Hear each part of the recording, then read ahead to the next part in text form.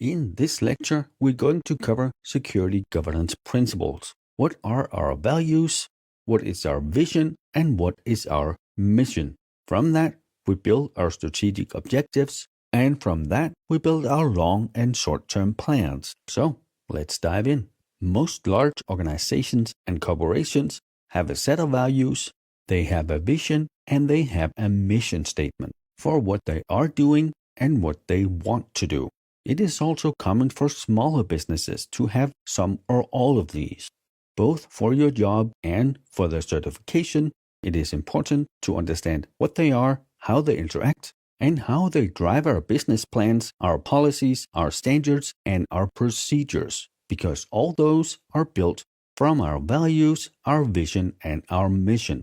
If you look over here on the right, you can see that our values are at the top of the pyramid. That is what to us is most important. That is our ethics, that is what we believe in, the principles we adhere to, and what we stand for. We should have a clearly defined vision for the entire organization for our future. What do we want to be? And then from that, we build the mission. Who are we doing this for? What is the purpose of our organization or the business we run? Let's take an example. When I was living in Hawaii, I worked for a hospital. And the reason that I joined that hospital and not any of the other job offers I had was because of their mission, the vision they had, and their values. I had other job offers, some of them paying me significantly more. But the goal of the hospital was to make Hawaii a better place to live for everybody. I wanted to be part of that. In most places where you work, the values, the mission, and the vision is already something that is in place. When you join, you get told what it is. Unless obviously you work in a startup. If that's the case, then you may or may not be able to influence them.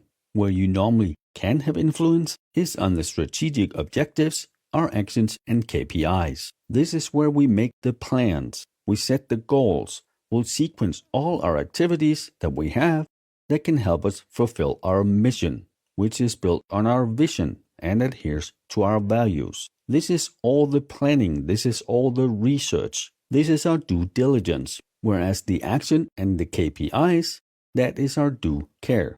Here, we are doing things, and what we do here is fulfill our plans and the goals we have. Since you are in IT security, how can we, as IT security, enable the business to be successful?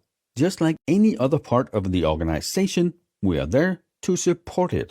We wouldn't function without payroll or HR or legal. Same thing with IT security. The only difference is we span the entire organization. So when you join a new organization, read up on their vision, their mission, and their values. In some places, when you join, this is handed out. In other places, you need to go look for it. But I think when you join somewhere, it is very important for you to know why are we doing what we are doing? What is the purpose of it all? With the hospital in Hawaii, it was to provide quality healthcare in perpetuity, meaning forever, for Native Hawaiians and the people of Hawaii. In other companies, it might be to make money. That's perfectly fine. But you knowing why are we doing this makes you able to do your job much better. Because you can then, as the IT security manager, director, CISO, or whatever your position is, make the appropriate plans and the recommendations for senior management that supports our mission, the vision, and our values. Let's look a little more at our strategic objectives, specifically plan. When we talked about our mission, which was made from our vision, which was made from our values, this is the same thing. Our strategic plan is the overarching long-term plan of where we want to go. This is where we want to be in 3 or 5 years. This is decided upon by governance, that is senior leadership, a board of directors, or someone at that level. You might guide and advise, but other than that, you are not involved. That plan then feeds into the tactical plan. This is where you are. This is management. These are normal annual plans for 1 year. These are projects, the acquisitions, our hiring, all the things that we do that one year that is going to move us in the right direction and help with the strategic plan. And from the tactical plan, we make our operational plan. Here it is much smaller chunks, but with great detail. We update these frequently. Again, here, the first two are due diligence. The last one is due care. We act on everything that we have planned and prepared. And the bottom one down here, the operational plan, is not just, 20, 30 different things. It can easily be hundreds or thousands of different projects and different things we need to do to fulfill what we have in the tactical plan that is built from the strategic plan. Let's take a quick example. The hospital I work for in Hawaii had their IT infrastructure and staff outsourced for 15 years. When we got hired, they were starting to insource. I got hired as a project manager. So their strategic long-term plan for this was to insource IT and build a best-in-class IT organization with all the appropriate procedures and policies. Super very high level. Then the tactical plan is us sitting down, and from that we need to go here. That senior management has given us. We work backwards. How do we get from where we are to where we need to go? We figure out in year 1 we need to do this. Then in year 2, 3, 4, and 5, we figure out the budgets. How many people we need to hire?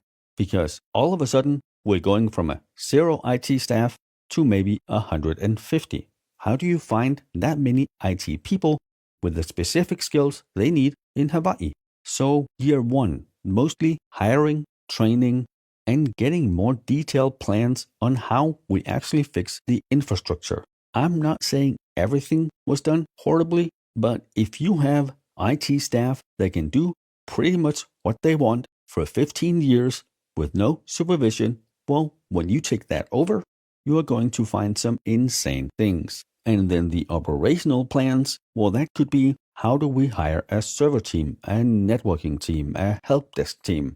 How do we streamline all the workstations, the servers? And like I said, there could be hundreds or thousands of different projects and initiatives that needs to happen, and some of them will last multiple years. I have talked about this one before.